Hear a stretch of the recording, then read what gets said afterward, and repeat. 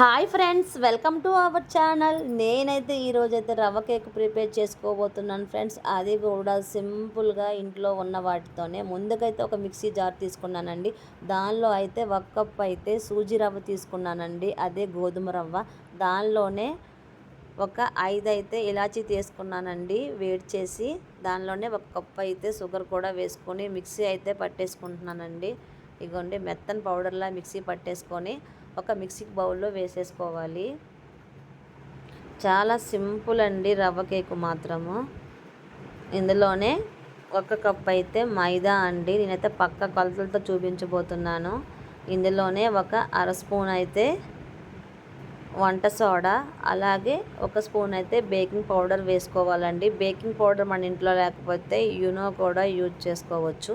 ఇందులోనే ఒక చిటికెడైతే సాల్ట్ కూడా వేసుకొని ఇలా మనమైతే జల్లించుకోవాలండి. పక్క అయితే జల్లించుకోవాలి. ఇప్పుడు వీటి మొత్తాన్ని ఒకసారి మిక్స్ చేసుకోవాలన్నమాట. ఇందులోనే కాచి చల్లార్చిన పాలు 1 కప్పు వేసుకోవాలండి. ఇందులోనే ఒక పావు కప్పు అయితే నెయ్యి కూడా వేసుకోవాలి. నేనైతే నెయ్యి వేసుకుంటున్నాను. నెయ్యి ప్లేస్లో ఆయిల్ కూడా వేసుకోవచ్చు. పల్లి ఆయిల్, నువ్వుల ఆయిల్ తప్పితే ఏ ఆయిల్ అయినా యూజ్ చేయొచ్చు అనమాట. ఒకసారి ఉండలు లేకుండా నీట్గా అయితే మిక్స్ చేసుకోవాలండి. చూసారా ఫ్రెండ్స్, మన ఇంట్లో ఉన్న వాటితో సింపుల్గా మనమైతే కేక్ ప్రిపేర్ చేసుకోవచ్చు. ఇప్పుడైతే నేనైతే ఓవెన్లో చేయట్లేదండి, ఈ గిన్నెలో చేసుకుంటున్నాను. మందపాటి గిన్నె తీసుకున్నాను. దానిలో ఇలాంటి స్టాండ్ పెట్టేసి, స్టాండ్ లేకపోతే మనమైతే చిన్న కప్పు అయినా పెట్టేసి రివర్స్ పెట్టేసుకుంటే సరిపోతుంది. దీనిపై మూత పెట్టి ఒక 10 మినిట్స్ అయితే ఫ్రీ హీట్ చేసుకోవాలండి. నేనైతే ఈ బౌల్ తీసుకున్నానండి. దీనికైతే ఆయిల్ అప్లై చేసి మైదా అయితే వేసి డస్ట్ చేసుకున్నాను. కింద అయితే ఆ గిన్నెకి మాత్రం ఫ్లాట్గా ఉండాలండి. మన ఇంట్లో బటర్ పేపర్ ఉంటే బటర్ పేపర్ కూడా యూజ్ చేయొచ్చు. మా ఇంట్లో లేదని వేసుకోలేదన్నమాట. ముందుగా మనం ప్రిపేర్ చేసుకున్న బ్యాటరీ మొత్తం ఇందులో వేసుకొని హెయిర్ బబుల్స్ లేకుండా ఒకసారి టిప్ చేసుకుంటే సరిపోతుందన్నమాట. ఇప్పుడు ఇలా తీసుకెళ్ళి ఆ బౌల్ అందులో పెట్టేసి 30 మినిట్స్ మనమైతే బేక్ చేసుకోవాలండి. ఇగోండి, మీడియం టు సిమ్లో పెట్టుకోవాలండి, హైలో పెట్టుకోకూడదు.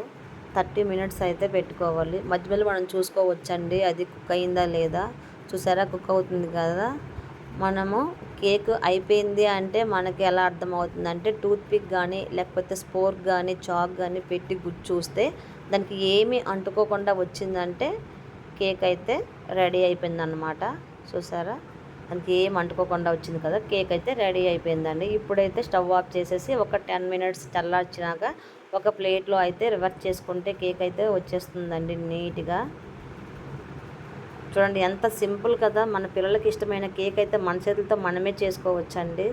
ప్లీజ్ అండి, మా ఛానల్ని అయితే సబ్స్క్రైబ్ చేసుకోండి, మా వీడియోకు లైక్ చేసుకోండి ఫ్రెండ్స్. తప్పకుండా మీరు కూడా ట్రై చేయండి. మీకు ఎలా వచ్చిందో మాకైతే కామెంట్ చేయండి ఫ్రెండ్స్. Bye bye friends.